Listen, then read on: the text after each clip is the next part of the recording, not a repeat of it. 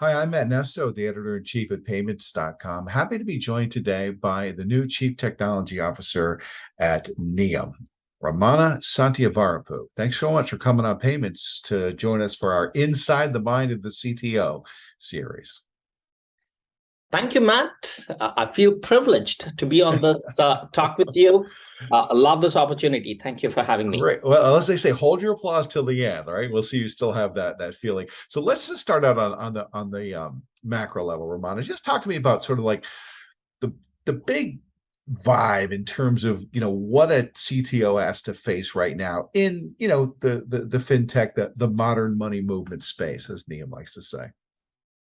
That's a great question, Matt.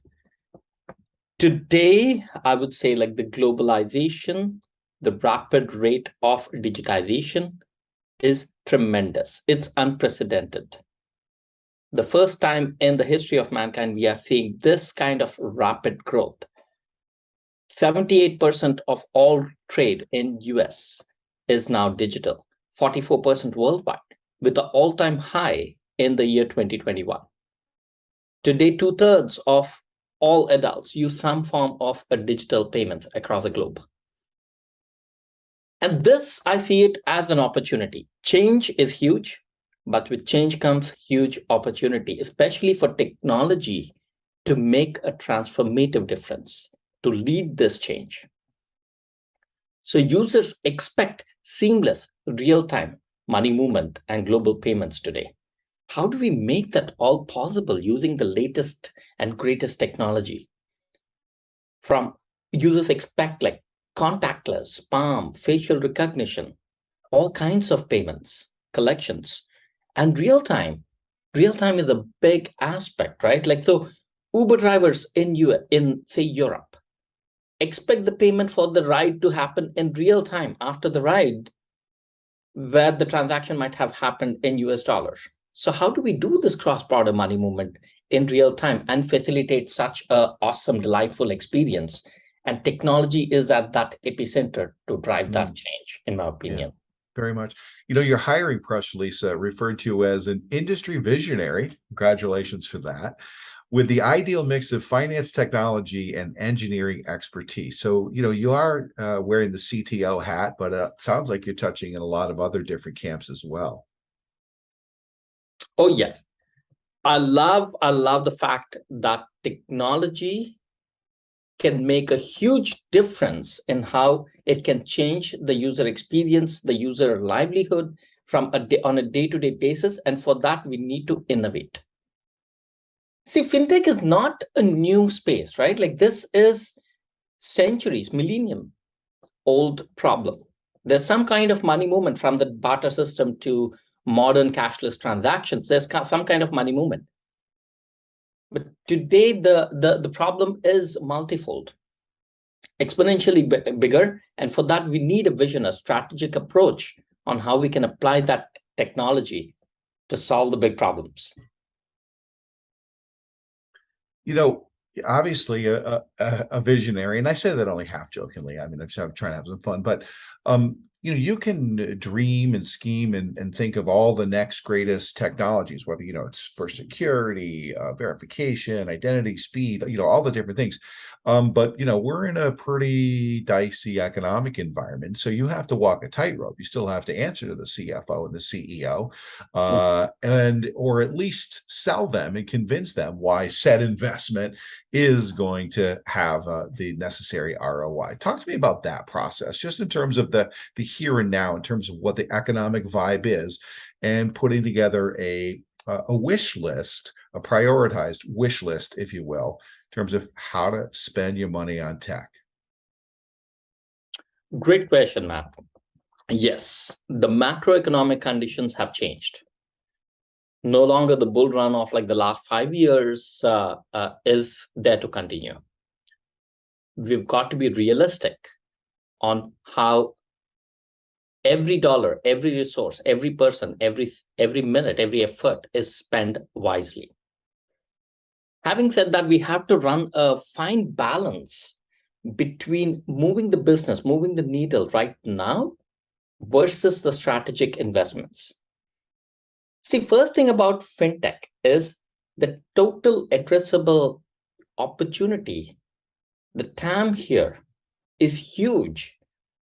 According to Gartner, this is about $2 trillion worldwide. According to Credit Suisse, this is 5 trillion. And both predict this to grow by the double by the year 2025. Such huge is the opportunity, the space that NIAM works in. But having said that, like we've got to run that fine balance of today, what are the immediate challenges? How can we up the business?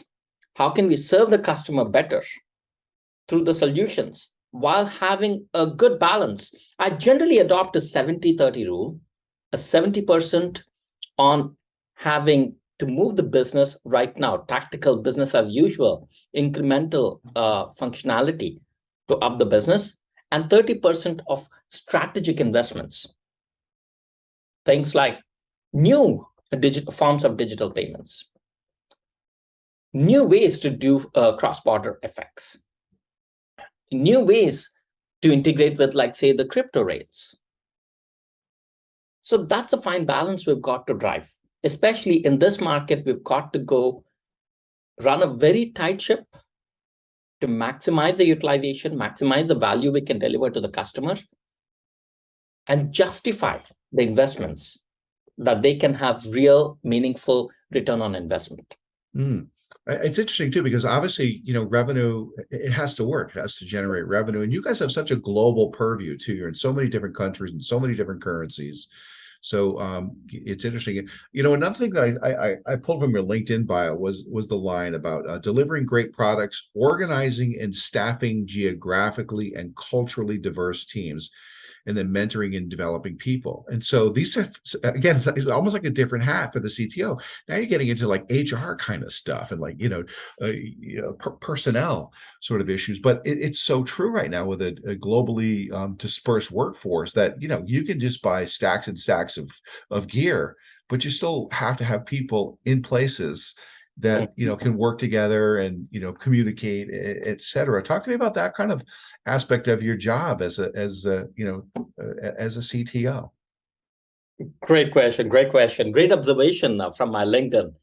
Hey, I'm everywhere. Absolutely, you hit the bullseye. Though being a CTO, I would say, like, people are hard, systems are easy, computers we can understand, people are people. But the real challenge or the real accomplishment is when we get a diverse set of people with different perspectives working together as one global force. That's a real accomplishment. When you have a world-class team like that, no matter what the challenge in, solution out. That's the beauty of having a team like that. So, but how do we get there? There's no one magic formula. Okay, here is how we get there, but the need is real. We have to be global because we can't do global money movement serving across, as you said, across so many countries, unless and until we understand the nuances of each of these countries and create global solutions for it. So the idea is standardization without losing the localization. Right? So that's easier said than done. So I pay a lot of emphasis of my time and energy partnering closely with the people team, the HR teams, to make sure that culture, that core tenets, the core values are preserved across the company globally. Ramana, thank you so much for coming on. CTO from NIAM, Ramana Satyavarapu. Thanks so much. Appreciate your insights. It was a fun conversation, and I look forward to catching up with you again real soon. Thank you, Matt. Like I said at the start of the conversation, it's a privilege, and I thoroughly enjoyed it. Thank you for giving me this opportunity. All mine. Thank you. Talk to you soon.